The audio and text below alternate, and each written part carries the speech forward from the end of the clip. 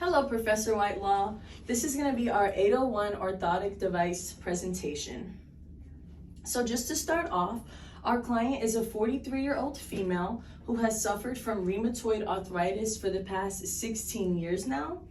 She is noticing that her index finger all the way to her pinky finger is starting to deviate ulnarly, and she is wanting a brace to kind of help just correct that ulnar deviation and also maintain function because she is a nurse. So she wants to have correction and also good function as she is working throughout her day-to-day life.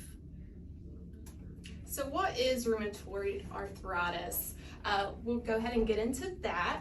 And this RA is a systematic autoimmune disease, and it's characterized by inflammation of the joints, and it typically starts in the peripheral joints, so the joints of the arms and the legs, and it progresses to involve more proximal joints. So if it starts in the hands, it usually goes up the arm. If it is left untreated, and over time the joint inflammation can lead to destruction of the joint, and it can also lead to cartilage and bone erosions, causing even more functional issues. And in the US, this is a really common disease. There's an estimated prevalence of 1.5 million people having it. And RA symptoms less than 6 months is known as early RA. And in this case, our client has RA because she's had it over 6 months. All right, and getting into the cause of RA, there's a significant basis in genetics. In many cases are caused by an interaction between the specific genes and environmental factors. And the strongest environmental risk factor is smoking cigarettes. Other modified risks include diet and nutrition. And so diets that's high in calorie content and low in fiber has been linked to RA, as well as obesity. There was a study completed in 2023, and that study showed that there was a 30% increased risk of RA for patients with a BMI greater than 30, and 15% risk for those with a BMI greater than 25. So that does factor in there. All right, so getting into the structures involved, here we have the joints of the hand. And for our client, as you can see, the orange right here, that's what's impacting our client, which is the MCP joints. And she has she's ulnarly deviated. So her hand is going more towards the pinky side. So there's that. And this is on her dominant hand. And there was no deformity noted in the wrist, which is a good thing. Yes, it's not going up. All right, and for the functional impairments, there's many areas that can be impacted with RA, and that includes ADLs, IDLs, health management, rest and sleep, education, work, play and leisure, and social participation. So it can impact literally any area. Yep, any area.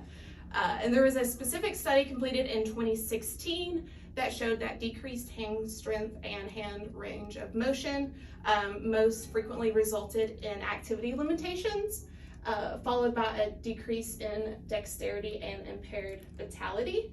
And for our client, it is impacting her work activities as a nurse, and more than likely it's also impacting other areas of her life as well. So to determine her function, the first thing that came to mind was the DASH, since it's disabilities of arm, shoulder, and hand, and we're working with her hand. The DASH measures the level of functional impact resulting from the impairment of the upper limb. And so it goes over things like daily living skills related to self-care, mobility, home maintenance, recreation. It has optional modules specific to the impairment, so like work activities, sport activities, musical activities. Another assessment that came to mind was the SOTA. So it's a sequential occupational dexterity assessment. And so it assesses her performance on 12 tasks. You have to perform it unilaterally and bilaterally. And it includes writing and handling objects and pieces of clothing and hand hygiene. So I thought this was relevant because we are working with her hand. Lastly, I wanted to do the health assessment questionnaire just to get her opinion of what she's going through, just to keep it occupation based. And it basically measures the level of functionality based on the difficulty reported by the client. And so there's 8 areas, including reaching, self-care, mobility, and object holding. And this will help us determine what she needs help with in her work activities. So because our client is looking for a type of splint that can kind of correct what she has going on due to her RA, we've opted to go for this type of splint, which is called an ulnar drift splint. It says it's used for comfortable correction of the MCP joints, which is commonly shown in clients with RA. And it's important to remember when using this splint that it's pushing the joints back into place instead of pulling them back into place, because that can lead to more damage. This picture right here kind of gives us a good example of what's happened to our client and how we're trying to correct it. So these arrows are the arrows that have shifted with her MCPs, and then the other ones are what we're correcting. And down here is kind of her ulnar deviation that we're trying to fix. All right, and then to fabricate our splint, so we're going to use non-perforated 2.5 millimeter splinting material. We're going to need scissors, a heat gun, and loop tape to create this. So this is kind of almost a step-by-step on how we're going to create our splint, but we're going to start by cutting our material into these strips. And then we're going to mold the strip of the splint laterally over the index finger from the PIP joint to past the MCP joint, and then wrap it around the hand. That's making our base of our splint. And then I'm not going to go through step by step, but basically we're going to end up taking this loop tape and we're going to connect it from the PIP joint and wrap it around with the loop tape and around and around and around. And those little loops are pulling the fingers back to where they need to be. Once the splint has been created, we'll apply some padding material to the MCP joint, just to make sure that there's no rubbing and there's no discomfort to the skin. To educate our client for use with this splint, we've got some different rules for daytime use versus nighttime use. So we're going to go ahead and prescribe that this splint be worn as frequently as possible during the daytime. Since it is a corrective splint, it's going to be the most effective if it is worn for the majority of the time that the client is out and about and functioning throughout her day. Because of the structure of the splint, it allows for a pretty good range of motion with the hand. The palm is relatively free and the thumb is available to be mobilized for gripping. So she really should be able to do the majority of tasks necessary while she gets the benefit of the corrective nature of this splint. We're going to go ahead and for nighttime use actually prescribe her a different type of splint. While there would be no harm in using the ulnar drift splint at night, she's going to get a little bit more support from something like the resting hand splint, which is what we're going to suggest that our client transitions to in the evening for bedtime. This is a safe splint to be worn for multiple hours at a time, so it's no problem. She shouldn't experience discomfort if she's wearing it during a full, let's say, 8 hours night's sleep. And that is just going to provide more support where the ulnar drift splint kind of allows for free range of motion. That resting hand splint is just going to be extremely supportive and provide support to all the areas that are left open and mobile with the ulnar drift splint, which is great for nighttime or daytime, but at nighttime we might as well take advantage of the full support offered by the resting hand splint. So some of the benefits of wearing this one at night are going to be reducing the pain by providing rest and support to the wrist, which is not offered in the ulnar drift splint, and it's also going to offer extra support to the MCP and IP joints. It's also going to reduce subluxation at the wrist, which she's not really experiencing at the moment, but we're going to go ahead and give her this splint just to ensure that wrist subluxation does not result from, the potential that it can happen with her condition with rheumatoid arthritis. So we're just trying to get ahead of ourselves with that one.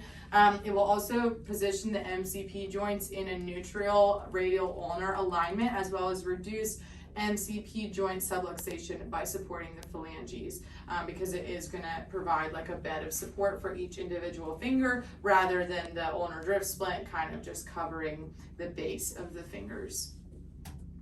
So precautions for the ulnar drift splint are really no different than precautions for any splint, but we would be sure to go over these precautions in detail with our client.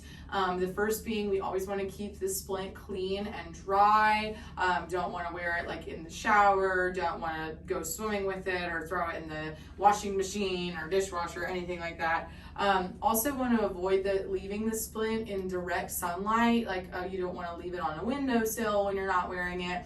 And also not leave it inside of your hot car, as the material can be melted and molded and impacted by sunlight. We want to avoid oils and lotion near the splint, and if our client does wish to apply lotion, she needs to give her skin some ample time for the lotion to be absorbed, just because the oils within a lotion could also impact the integrity of the splint material.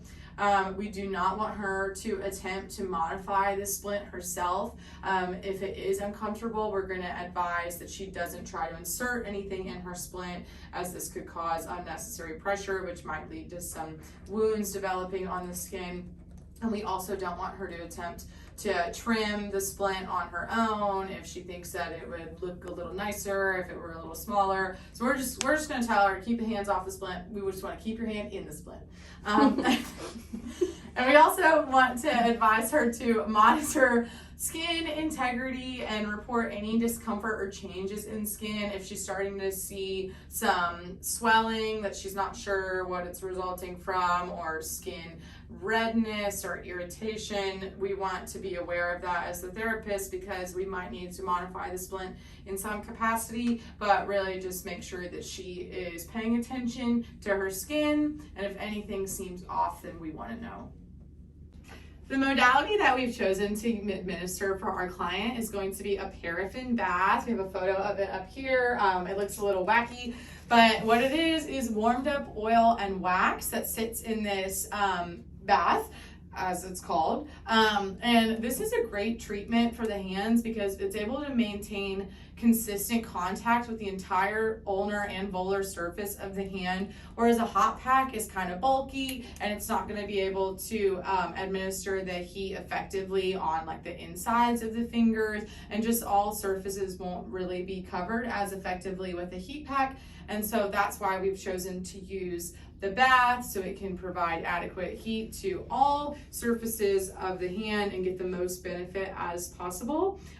Using thermotherapy is great for increasing range of motion and decreasing joint stiffness, as well as increasing circulation, which will in result decrease pain. So because of our client's diagnosis of rheumatoid arthritis, we believe that she will benefit greatly and feel great relief from administration of the paraffin bath. So just to go over some contraindications and precautions to take when using the paraffin bath. So in her case, if she has any hemorrhaging, or not necessarily just her, but anybody in general, if there's any hemorrhaging, whether it be internally or externally, we would not perform the paraffin. If any cancer is noticeable or any impaired sensation, whether their hands are too sensitive to heat or to cold, you would not use it. And lastly, if there's any open wounds, we definitely would not be using the paraffin bath. And just some precautions. So this is something that we still can do. We just have to be a bit more cautious. So if she has any acute injuries that happened within the past 30 days, we would just be cautious about it. Any inflammation, we do not want to make the inflammation worse by using the paraffin. So we just need to be careful with that. Any circulation issues, and lastly, thermal regulation deficits. If any of those issues are, I guess, available or here, we would not use the paraffin bath. Yes, and to piggyback off of that, just go into depth with the thermal regulation. If our client does end up experiencing some decreased sensitivity for whatever reason, progression of the arthritis, maybe the splint isn't working effectively, and she's having some numbness or tingling in her hand, that is a precaution that we would be aware of with paraffin, as we don't want to inadvertently put her in a situation where the wax is too hot for her hand to handle, but she's not aware of that. And also, speaking of awareness, for your knowledge, Professor Whitelaw, these 2 slides were originally completed by Elizabeth, who has now removed herself from our group. We have carried out with the information that she researched, mostly just because it was such short notice and we were already filming at the time that we discovered that she would not be included in this project. But we have all of the accurate references, and we have checked this information ourselves and are in no way stealing her work or plagiarizing. Thank you.